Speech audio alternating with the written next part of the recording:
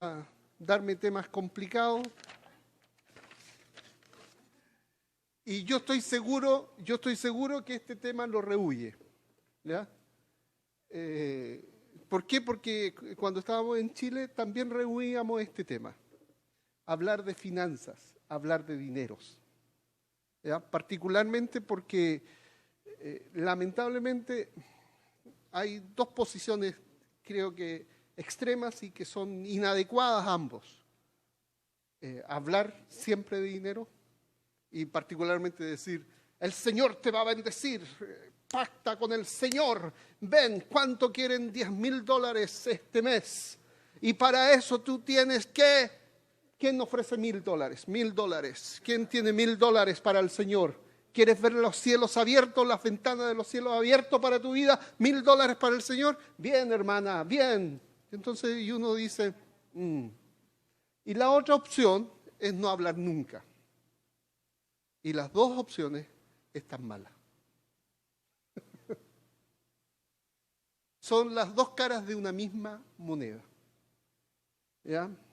Y creo que los que hemos participado o hemos sido parte de iglesias que podríamos llamar bíblicas, cometemos el otro error, no hablar de las finanzas. Porque es incómodo hablar de las finanzas. Yo a Greg cuando lo conocí le dije, a ver, ¿la iglesia se sustenta a sí misma? ¿Esta iglesia? Y me dice, no. Y yo le digo, hay una regla de oro. ¿Ya? El que tiene el oro hace la regla. ¿Ya? Hay una regla de oro. El que tiene el oro hace la regla. Y entonces, como no hay finanzas, no decidimos nosotros finalmente. Así de sencillo, así de simple. Pero somos parte del problema, ¿ya? Bueno, ya le estoy diciendo que estamos hablando y ya estoy hablando. Y el texto de hoy es Mateo capítulo 6. Aunque aquí habla, vamos a ver. Cuídense de no hacer sus obras de justicia, Mateo 6, verso 1, delante de la gente, para llamar la atención. Si actúan así, su Padre que está en el cielo no les dará ninguna recompensa. Si han estado, si recuerdan alguna predicación que di hace un tiempo atrás, les dije que la palabra griega para misericordia es eleomosune, de donde viene nuestro español limosna, eleomosune. La palabra para justicia en griego es la palabra dikaiosune. Aquí dice, por lo menos la versión española, dice sus obras de justicia. Cuídense de no hacer sus obras de justicia. Y uno dice, aparece dikaiosune en griego. No. En griego aparece la palabra eleomosune. ¿Por qué? Porque en el mundo de los judíos de la época de Jesús, eleomosune y dikaiosune eran sinónimos. En nuestra cultura hoy día no son sinónimos. Entendemos justicia como llevarte a la justicia, hay un policía esperándote y vas a ir a tribunales. Hoy día entendemos eso. Lo entendemos más como justice. Pero la idea acá, recuerden la metáfora que utilicé, hay una línea que es la fidelidad de Dios, pero si yo veo esa fidelidad de Dios por un lado, desde su amor, le voy a llamar misericordia, eleomosune. Esta misma fidelidad de Dios, si la veo desde su palabra, a esa línea la voy a llamar justicia, righteousness, o dikaiosune. Pero es una sola línea que depende de donde yo la mire. Y siempre es en beneficio de su pueblo. Bueno, acá el griego usa para traducir obras de justicia la palabra eleomosune. Cuídense de no hacer sus obras de justicia delante de la gente para llamar la atención. Si actúan así, su Padre que está en el cielo no les dará ninguna recompensa. Por eso, cuando des a los necesitados, no lo anuncies al son de trompetas, como lo hacen los hipócritas de las sinagogas y en las calles, para que la gente les rinda homenaje.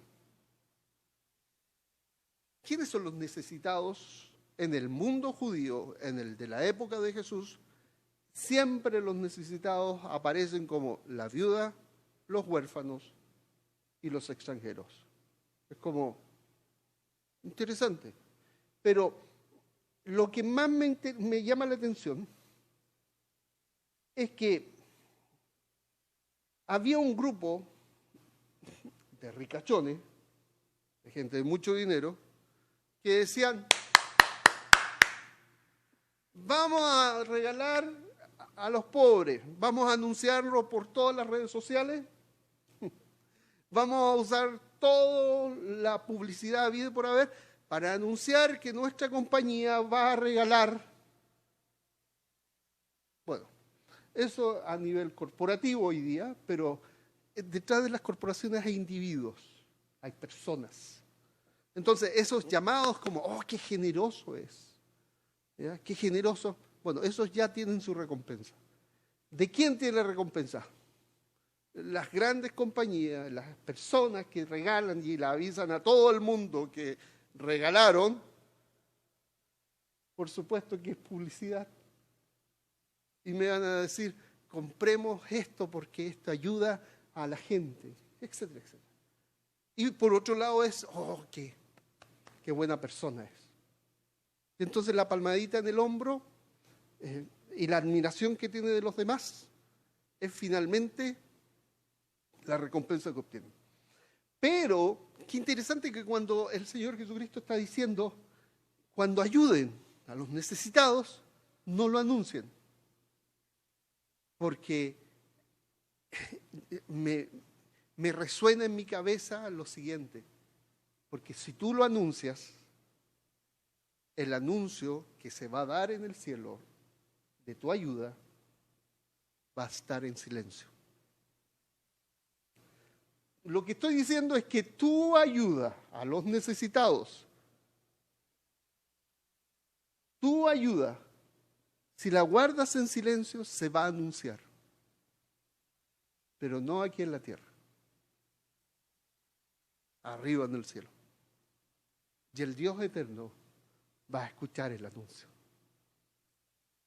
Interesante que el solo hecho de dar, el que tú tengas un corazón caritativo, un corazón que da, es un regalo en sí mismo. Y el hecho de dar sin esperar ser anunciado por haber dado y felicitado, es un don en sí mismo. Es ya un regalo tener la capacidad de dar. Pero eso tiene consecuencias. ¿De qué manera? Aquí le llaman recompensa. Las personas que anuncian lo que dan tienen la honra de las otras personas y le dicen, ay, felicitaciones, gracias, eres una excelente persona, y reciben la alabanza de los demás. Pero aquellos que dan, y dan en secreto, pero dan, reciben la alabanza del Señor. Proverbios nos habla que aquel que presta al pobre, en el contexto de dar al pobre, dar ayuda al pobre, esa es la idea, es como si le estuviera dando o prestando al Señor mismo. Genial. A mí me parece espectacular, porque cuando tú das al pobre y el pobre viene y te pide prestado, comillas, y uno le dice, no te voy a prestar, te voy a dar. Porque si te lo presto no me vas a poder pagar. Y yo voy a perder el dinero y voy a perder la amistad. Así que yo te lo doy. Cuando se lo doy, a quien le doy, no es solo al pobre, sino al Señor. Y aquí el Señor se encarga de devolver. Y te lo digo, no te devuelve, tú prestaste o diste 1000, no te devuelve 1000, te lo multiplica. A todo esto, las matemáticas del Señor son espectaculares. Él multiplica las fuerzas al que no tiene. ¿Qué es no tener? Fíjate, no tener es 0 fuerzas. Y cuando tú multiplicas por 0, ¿qué es? Pero en las matemáticas de Dios no es así. Cuando Dios entra a multiplicar, desde 0 produce mucho. Esta va a ser la primera parte. A ver, verso 3. Más bien cuando des a los necesitados, que no se entere tu mano izquierda de lo que hace la derecha, para que tu limosna, otra vez el eumosune en griego, sea en secreto. Así tu Padre, que ve lo que hace en secreto, te recompensará.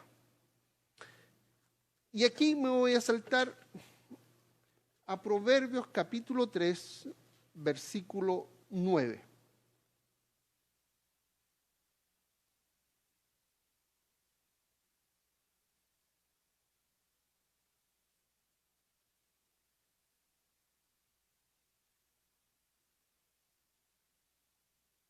Fíjate, dice el texto. Es sencillo. Honra al Señor con tus riquezas.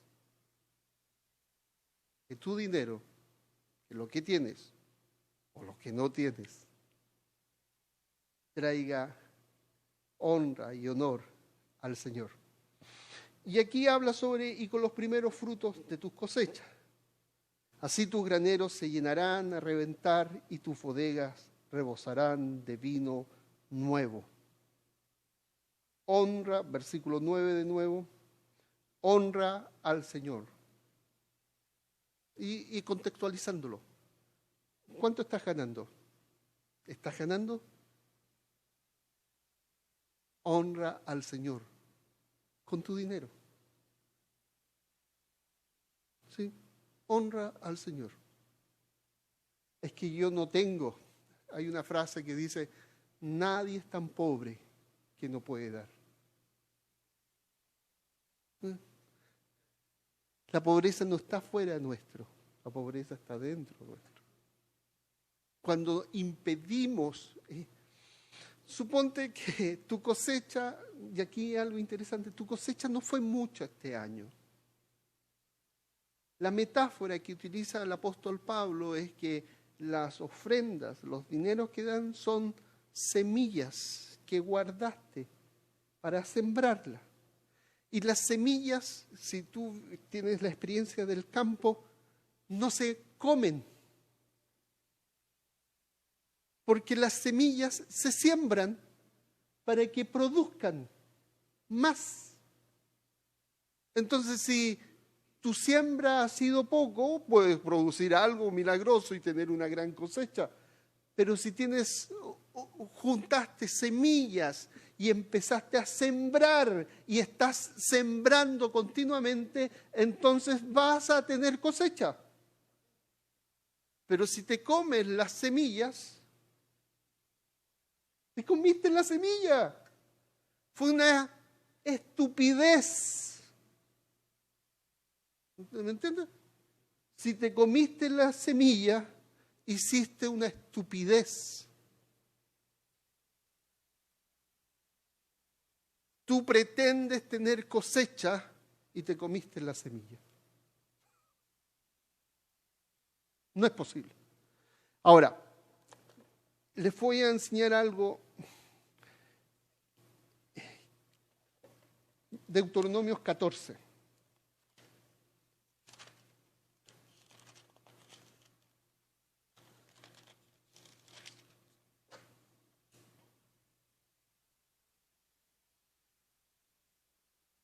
Y se los voy a enseñar de una perspectiva diferente a lo que comúnmente hayan escuchado.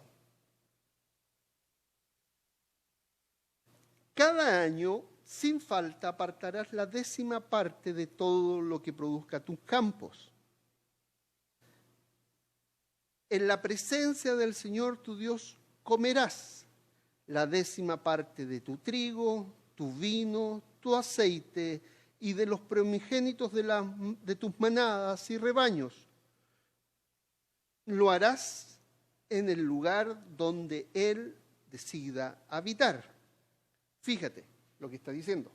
Aquí el tema es el diezmo, acá. El diezmo se trataba de, vuelvo a leer, por favor, sáquense todo lo que podrían haber escuchado del diezmo. ¿Ya? Es, sin falta apartarás la 10ª parte. ¿De qué? De todo lo que produzca tu campo. ¿Cuál es tu campo? La tierra. Los porotos porotos para mí es... ¿Cuál es la palabra poroto, Greg? Los porotos son frijoles. Ahí está.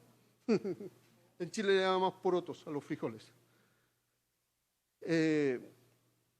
Tú sembraste poroto, entonces tienes una cosecha. Literalmente era la cosecha que obtuviste.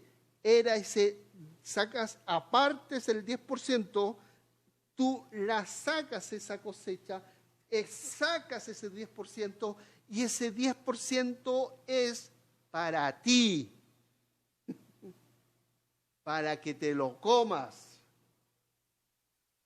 Este 10% dice, cada año sin falta apartarás la 10ª parte de todo lo que produzca tu campo. En la presencia del Señor tu Dios comerás la 10ª parte. O sea, tomabas ese 10 e ibas, en este caso, a Jerusalén y llevabas tu 10ª parte y te la comías en la capital del reino, en Jerusalén, donde el Señor estaba. Imagínate la economía de ese lugar, porque se iban a comer, a gastarse el diezmo en Jerusalén. ¿Qué están haciendo? No, estamos juntando el diezmo. ¿Y qué van a hacer con ese diezmo?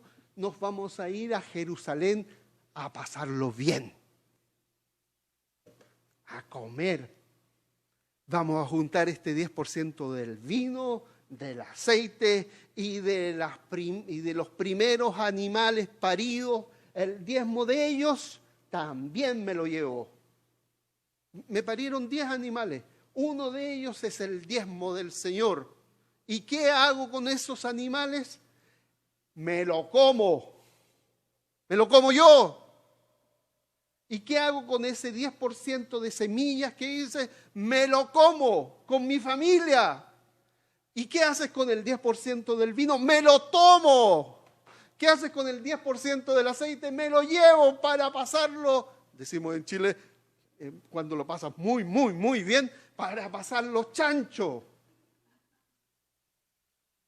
Entonces lo tomas y te vas a Jerusalén con ese 10% a gastártelo tú. Primer año, segundo año. Pero el tercer año, tú tomas ese diezmo y se lo das a los levitas, a las viudas, a los huérfanos y al extranjero. ¿Qué cosa? ¿El diezmo de qué? De las semillas de los animales que comen pasto, del vino y del aceite.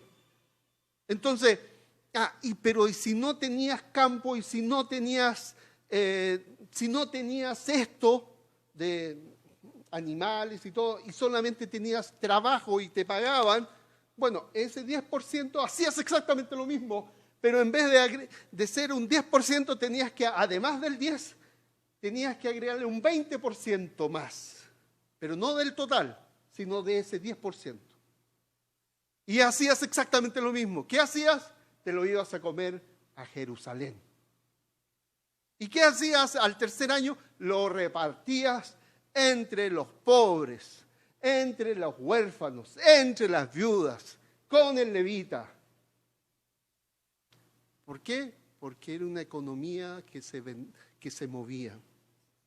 Fíjate, entonces, en la presencia del Señor tu Dios comerás. ¿Y cuál era la presencia? Lo harás, dice al final del versículo, lo harás en el lugar donde el Señor, decida habitar. Así aprenderás a temer al Señor, siempre al Señor tu Dios. Pero si el Señor tu Dios te ha bendecido y el lugar donde has decidido habitar está demasiado lejano, distante, de modo que no puedas transportar tu diezmo hasta allá, entonces los venderás y te presentarás con el dinero en el lugar que el Señor tu Dios haya elegido. O sea, tomas todas tus cosas, los vendes y te vas a Jerusalén, otra vez voy a usar mi expresión chilena, a pasar los chanchos. ¿Ya? El primer año, segundo año.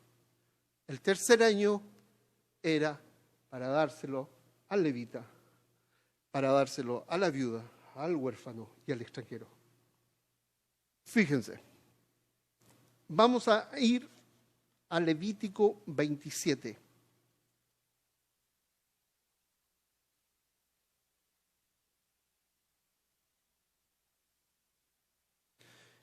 Empecemos con el Levítico 25.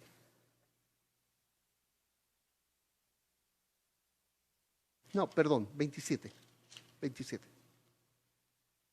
27, Levítico 27, versículo 30. El diezmo de todo producto del campo, ya sea granos de los sembrados o fruto de los árboles, pertenece al Señor, pues le está consagrado. Si alguien desea rescatar algo de su diezmo, deberá añadir a su valor una quinta parte. En cuanto al diezmo del ganado mayor y menor, 1 de cada 10 animales contados serán consagrados al Señor. La misma idea, pero fíjate, el diezmo es del Señor. ¿Pero qué implicaba este diezmo que era del Señor? Írselo a comer a Jerusalén. ¿Y quién iba? Los dueños del diezmo. ¿Y qué si no podías entonces llevarte las vacas, los trigos y todo lo demás, porque es mucha la producción? Bueno, los vendes. Y con el dinero que le vendiste, te vas a Jerusalén a comértelo. Y fíjate, piensa la economía de esta manera. Piénsalo así. Aquí no es tan difícil, pero en nuestros países latinoamericanos sí. ¿Qué ocurre si tienes que arreglarte un diente? Voy a buscar un dentista cristiano. ¿Y qué vas a hacer? ¿Cómo lo vas a hacer? Lo voy a pagar con mi diezmo. ¿Y cómo? Porque lo vas a hacer dentro del sistema. Y necesito reparar el auto. Voy a reparar mi auto y voy a buscar un cristiano. ¿Y con qué lo vas a hacer? Con mi diezmo, que he ahorrado durante todo el año. Y voy a gastar mi diezmo entre el pueblo del Señor y eso va a generar movilidad. Necesito asear mi casa. Voy a buscar una persona cristiana. Es que me cobra más. Entonces, mejor porque me va a movilizar. Y esa mujer cristiana va a buscar otro cristiano. Imagínate la red que se produce y el mover que se produce. ¿Por qué? Porque el dinero se traspasa de uno a otro. Pero imagínate lo que pasaría si económicamente hiciéramos esto. Que el 10% de tus entradas tú lo focalizas en la iglesia y en mover y movilizar a las personas que son de la iglesia para que trabajen. Ahora vamos a ir a Habacuc.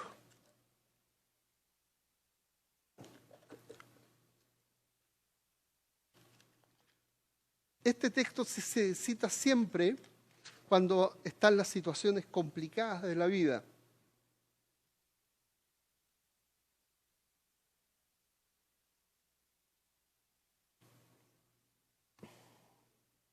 Verso 17. Habacuc 3:17. Acuérdense, ¿de qué cosa había que dar diezmos? de las semillas o frutas, de los animales que pastan, del vino y del aceite. Esas 4 cosas. Y acá dice, aunque la higuera no florezca ni haya frutos en las vides, aunque falle la cosecha del olivo y los campos no produzcan alimento. Primer elemento de los diezmos es las semillas y frutos de árboles. Aquí está. Y aquí viene el segundo elemento de los diezmos, los animales que pastan. Continúa el verso 17, aunque en el aprisco no haya ovejas, ni ganado alguno en los establos, aún así yo me regocijaré en el Señor, me alegraré en Dios mi libertador. El tercer elemento era el vino, y ahí está en el versículo 17, ni haya frutos en las vides. También en el 17 está el cuarto elemento del diezmo, el aceite, aunque falte la cosecha del olivo. En esta porción de Habacuc 3, tú encuentras en lo que se fundamenta la economía de Israel. Y toda la economía se fue a quiebra. Y también encuentras la forma de adorar de las personas, apartar su diezmo. Pero fíjense y piensen esto, hermanos. Y aquí un elemento importante, muy importante. ¿Quién es el Cordero de Dios que quita el pecado del mundo? ¿Quién es el grano de trigo que era necesario que muriera? Jesús. ¿Quién fue exprimido como se exprime el olivo, la aceituna? Jesús.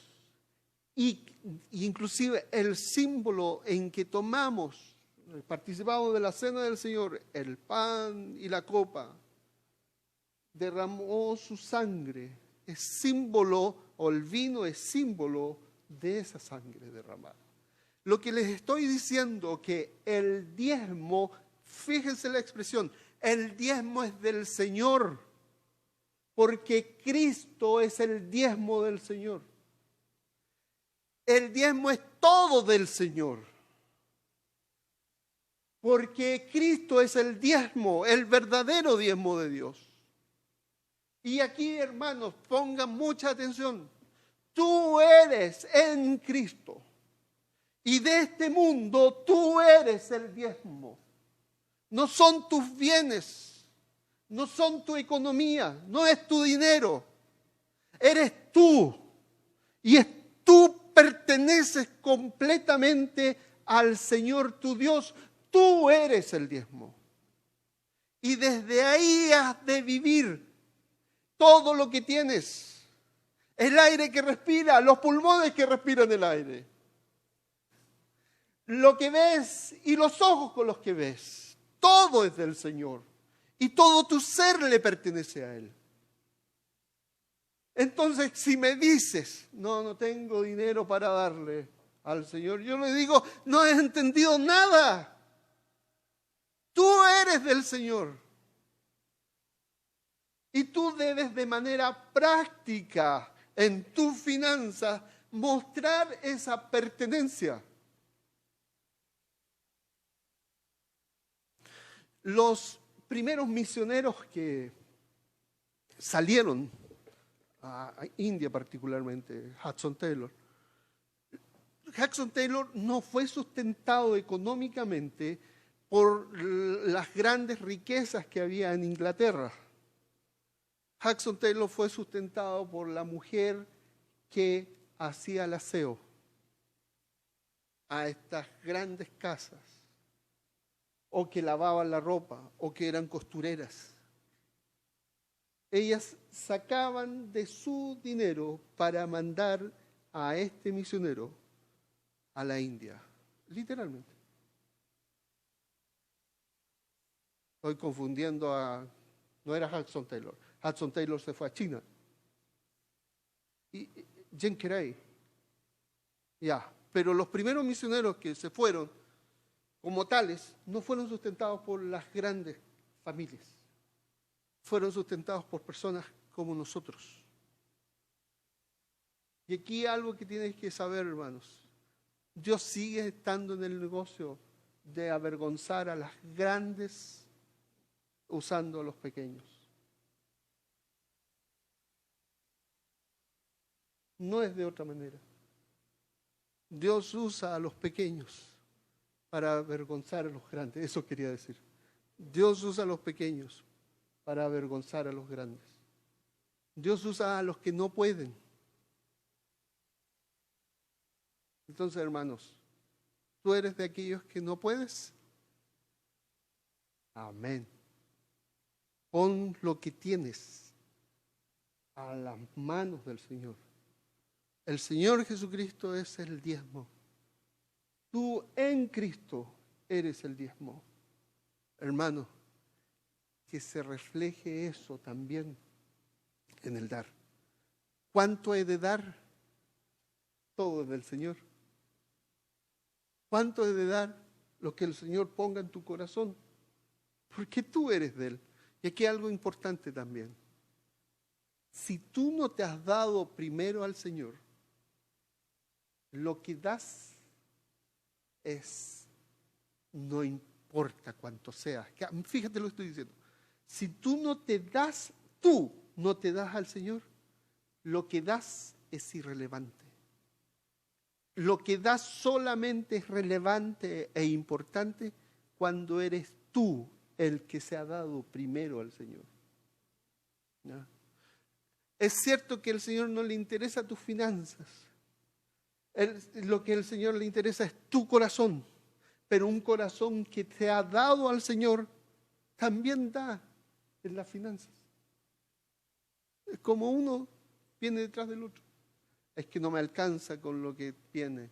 Te estás comiendo las semillas. No hay que comerse las semillas. Es de gente muy necia comerse las semillas. Especialmente si esperamos cosechar. Que el Señor bendiga su palabra.